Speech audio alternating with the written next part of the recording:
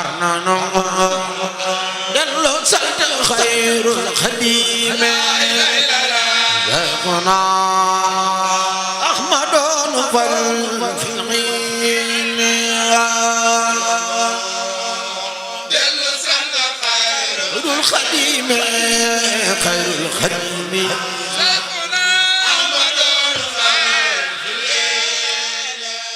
mbokki Argentine xibaar bu neex itteel leen ci été 2024 bii seen àndandoo bu wóor di am ay bagages yu rafet loolu dëppoo ak yi mbokk nasaraan yi bëgg egsi ngeen mbokk yi direction bi benn la di Touba Argentine Boutique ñoo ngi si capitale bi ci once bi waaye nag gën na leen jóge mbokk yi yéen ñi war a été ji ubbil na leen place si Mar del Plata yéen ñi nekk si géej gi jaratul nag ngeen di déplacé wu di dem capitale ba waaw agsi leen si Mar del Plata tànn seen i bagage ni ngeen ko bëggee yéen ñi nekk si géej gi te ngeen jege Mar del Plata te ngeen soxla ay bagage bu bare wala ngeen doon 5 li ngeen soxla xaw a takku mën na leen ko defal livraison à domicile ba fi ngeen nekk àndandoo leen ak Touba Argentine Boutique ngir seen noflaay si ay bagage yu rafet jëm si été 2024 bii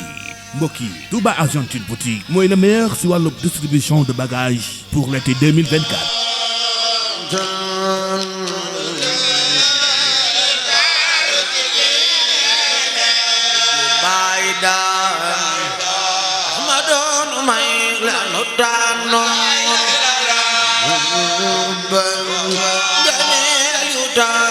Ci diine